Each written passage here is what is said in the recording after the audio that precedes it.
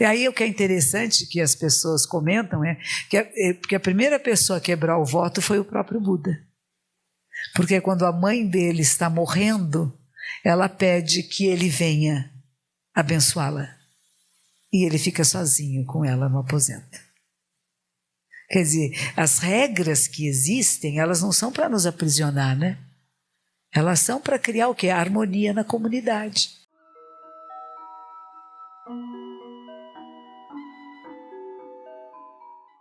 E aí vou contar a história que eu adoro, da Mahaprajapati. Já ouviram falar? Não conhecem Mahaprajapati? Vou apresentar. Mahaprajapati é a primeira monja histórica. Mahaprajapati é a mãe adotiva de Shakyamuni Buda. Shakyamuni Buda é o príncipe Siddhartha e ele nasce, a mãe dele morre uma semana depois. Ele nasceu de parto natural, lembrando aqui a Cecília, o meu bisnetinho Mahal e tantas outras crianças atualmente que nascem naturalmente, né, sem intervenção hospitalar. Ela foi ter nenê, como era antigamente, muito que as nossas indígenas também fazem, de cócoras, como nasceram os filhos, não é? Do Milton Sato, que purifica o ar e as águas. Os bebês nasceram de cócoras, a esposa dele lá bonitinha. Então a Mahaprajapati, não, a mãe, a rainha Maia, vai ter o bebê no meio do mato, que eles andavam no meio da mata, né? Um jardim todo florido, ela segura num galho, quer dizer, ela está de cócoras, se apoiando numa árvore, para não cair em cima do bebê, né? E nisso o bebezinho nasce. Aí conta que andou para cá e para lá, a gente sabe que isso é uma figura de linguagem, né? E ela morre uma semana depois. E quem vai cuidar do bebezinho é a irmã dela, que chama Mahaprajapati, que significa líder de uma grande assembleia. Ela vai ser a outra esposa, a segunda esposa do rei, Suddhodana, que é o pai de Buda. E ela vai ter outros filhos com ele. Mas Siddhartha é o primeiro filho. E é o filho da sua irmã querida que morreu. E ela vai tratar como se fosse um de seus filhos. Ela amamenta o menino, ela cuida do menino, ela educa o menino. E ele vai embora com 18, 19 anos, ele sai do castelo, vai fazer suas práticas ascéticas e um dia ele volta. E ele volta para pregar o Dharma. Ele volta para dizer o que foi que eu encontrei. E não só ela, como o seu filho Rahula, que já está com 7, 8 anos de idade, a esposa dele também, que estava lá esperando por ele, todos se maravilham com os ensinamentos dele. Dizendo, todos aqui são seres iluminados, viva como ser iluminado que você é. Respeite uns aos outros, respeite a natureza, todos os seres, uma coisa linda. Ele faz essa pregação, ficam todos maravilhados. E ela diz assim, eu quero me tornar monja com você. Mulher não pode. Lembra que as mulheres são as consortes? Mulher não pode. Porque o que seriam das famílias se as mulheres saíssem de casa? Ora, numa sociedade patriarcalista, vamos lembrar disso, onde a mulher só tem sentido social em relação ao homem que a acompanha. Mulheres que não tinham maridos, filhos, tios, primos, sobrinhos que cuidassem dela, viviam à margem da sociedade. Eram marginalizadas. O que Mahaprajapati, como líder da Assembleia e esposa do rei, fazia? Ela reunia essas mulheres para lhe dar ofícios, porque elas não tinham nem o que comer. Porque o provedor era o homem. Mulheres não tinham capacidade de se automanter. Então o que ela fazia? Ensinava a elas o que nós continuamos ensinando às nossas mulheres pobres. Faz comida para vender, faz vender artesanato, e assim elas sobreviviam. E era ela líder dessas mulheres. Marido já morreu. Mas ela ainda está na corte e está liderando essas mulheres, ensinando-as como se sustentar e se manter, mesmo sem ter nenhum homem por perto. E serem respeitadas, né? Porque a questão na Índia até hoje é esta, né? Mulheres sozinhas são estupradas, abusadas, né? Eu tenho uma aluna minha que quando eu falo de ir para a Índia, assim, não vai lá, não vai lá. Lá eles tratam mal as mulheres. E realmente tem homens lá que não cuidam das mulheres com respeito e dignidade, né? Até hoje. Mas enfim, ela vai atrás dele e diz: eu quero ser monja, eu quero ser monja, eu quero também entrar na ordem. Você me ensinou uma coisa maravilhosa, eu quero renunciar ao mundo, eu não quero mais viver no castelo, eu não estou interessada em ter riquezas, coisas materiais. Você me deu uma joia muito mais preciosa do que todas as joias que eu posso ter aqui, e eu quero viver como você está vivendo. E ele de novo diz: mulheres não podem. Mas ela era uma pessoa muito insistente, ela não desiste. E ela vai, dizem que 500 mulheres a acompanhavam. Então onde ele ia, ela ia. Mas não é monja, é uma pessoa leiga com 500 mulheres seguindo. É um grupinho, né? O dobro do que nós somos aqui.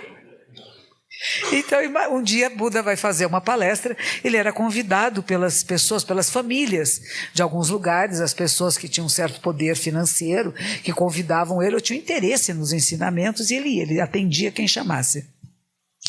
E ele vai fazer essa palestra numa determinada cidade, não me lembro o nome, e Mahaprajapati está lá e ela está na porta, ela sabe que ele vai chegar, ela está lá na porta esperando. E quando ele vai chegando, ela já faz a sua reverência. Está suja, está imunda, porque ela não era uma andarilha, está com o pé machucado, sangrando, coberta de terra, né, de tanto caminhar. E Buda já faz uma reverência e entra logo. Ai, lá vai ela de novo perguntar, né? Mas ele entra e a Nanda, que é o atendente de Buda e que é primo de Buda, vira-se para ela e diz assim: eu vou interceder pela senhora hoje. Ele se comove com a figura física dela tão desgastada e diz: eu vou falar hoje pela senhora. E Buda faz a sua palestra do Dharma. E nessa palestra ele diz: todos vocês aqui são Budas, são seres iluminados. Se vocês praticarem Buda, Buda se manifesta em vocês. A mente iluminada, vocês têm que provocá-la. O que é verdade, qual é o caminho. E quando ele termina, Ananda diz assim: posso fazer uma pergunta, mestre? Faça, Ananda. Mas, mestre, todos os seres aqui, né? Sim, todos. As mulheres também, mestre. As mulheres também, Ananda. Então, por que o senhor não ordena Mahaprajapati? Aí ele pegou Buda. Isso é uma coisa que no Japão a gente tem estudado muito. Será que o ser iluminado está sujeito às discriminações, aos conceitos e da sociedade em que convive? Ou será que ele está além delas? Não está além, não. Nós estamos sujeitos àquilo que é o pensamento corrente do grupo em que nós vivemos. A diferença, e essa é a grande diferença de um ser iluminado, é que ele muda. Que na hora que ele percebe que é um erro, ele muda. Enquanto os outros ficam batendo o pé. Não, sempre foi assim, tem que ser assim, a posição das mulheres é essa, não é isso? O ser iluminado é que ele percebe: nossa, houve um engano aqui. E ele fala: não, eu vou ordenar Mahaprajapati. E ordena. Então nós temos a primeira monja histórica, que era a mãe adotiva de Buda, e que vai ser ordenada pelo próprio Buda. E ela vai ter muitas discípulas. Então tem uma continuidade da linhagem feminina que começa exatamente com Buda. Uma das coisas que ele dizia para os monges é que nunca um monge ficasse sozinho numa sala com uma mulher. Por que será? Não podia também mostrar os dentes. Ficar dando risadinha para as mulheres na sala sozinho com ela. Não pode. Ou seja, tem uma certa seriedade. Porque o que ia acontecer? Né? Naquela época, os monges faziam o voto da castidade, do celibato. Fica sozinho com uma moça lá nas gargalhadinhas, vê o que acontece, né? Quebra o voto. Então, para não quebrar o voto, não podia. Porque tinha um voto, esse voto vai desaparecer mais tarde no Japão, mas nessa época existia, né? E aí o que é interessante que as pessoas comentam é que a primeira pessoa a quebrar o voto foi o próprio Buda. Porque quando a mãe dele está morrendo, ela pede que ele venha abençoá-la. E ele fica sozinho com ela no aposento.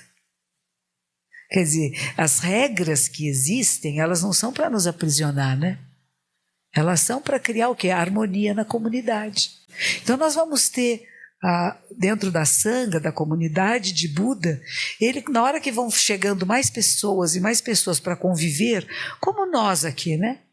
Nós vamos criar certas regras para que haja harmonia. E os monges, eles vieram mendicantes, eles saíam muito para pedir esmolas, e as pessoas prestavam muita atenção. Quem são aqueles? Por exemplo, a nossa roupa, o nosso hábito, começa com a história seguinte: eles não se vestiam de nenhuma maneira específica. Assim como vocês, cada um vem com a sua roupa, com o seu jeito. Vamos lá ouvir ensinamento, vamos praticar o budismo, vamos praticar a meditação, e cada um se veste da sua maneira. Acontece que havia um rei que gostava muito de Buda e gostava muito dos ensinamentos. E um determinado dia ele está vindo na estrada e ele vê um homem parado embaixo de uma árvore sentado, e ele achou que era um discípulo de Buda. E achando que era um discípulo de Buda, ele desce do seu cavalo, ou do elefante, sei lá, né? E faz um monte de reverências para este homem que está na estrada, mas muitas reverências, né? Abaixa, faz reverências, prostrações, o homem está, o que será, né? O rei aqui, o rei gostou de mim, né? E quando ele termina de fazer as reverências, ele pergunta: você é um discípulo de Buda? Ele disse: não, não sou não. Então o que acontece? Ele mandou parar, parei. É com ele. Perguntou se ele era um discípulo de Buda. Ele disse que não era. Então o rei vai se encontra Buda alguns dias depois e assim: escute, você é meu amigo, eu gosto tanto de você, seus ensinamentos são tão maravilhosos, mas eu outro dia apiei da minha montaria, fiz um monte de reverências para um homem qualquer na rua. Eu sou um rei, você sabe, não pega bem. Você pode dar um jeito de que eu possa identificar os seus alunos, os seus discípulos, os seus seguidores, que eu possa olhar para ele e falar: aquele é um seguidor de Buda. E aí eu posso fazer reverência para ele, né? Porque fazer reverência para um discípulo é fazer para o mestre. Você tem que tratar um discípulo como trata o mestre. Aqui, os discípulos e as discípulas do Lama Santen, vocês têm que tratar com tanto respeito como tratam o Lama Santen. E não é tratar ele de um jeito e os outros de outro jeito, hein? Bom, eu sei como é que é essa história. Mas, enfim. Aí o Buda está andando com a Ananda. Lembra do Ananda? Que intercedeu pela Mahaprajapati e disse que ele era lindo. E o texto era tão bonito quanto uma moça. Porque aqueles meninos achavam que só mulher era bonita, né? E os textos são escritos por homens. Nós não temos... Os únicos textos escritos por mulheres são poemas chamados Therigatha. Poemas das mulheres discípulas de Buda. E são tão dramáticos, coitadinhas. As coisas são medonhas. Tinha uma coitadinha, vou contar só um pedacinho.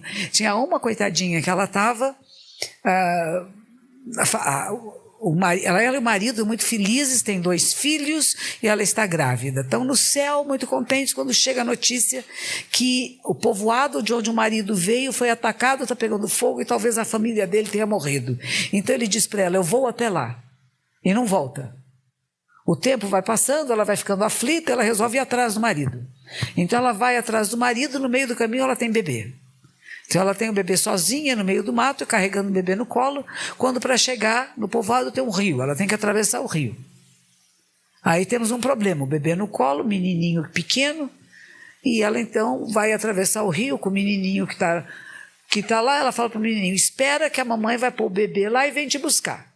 Então a mamãe atravessa o rio, põe o bebezinho embaixo de uma árvore e ela faz um gesto para o menininho, quer dizer, espera que eu já vou. O menininho acha que é para entrar no rio, o menino entra no rio, começa a se afogar, a mãe entra no rio para salvar o menininho, nisso vem um pássaro, pega o bebê dela e leva embora.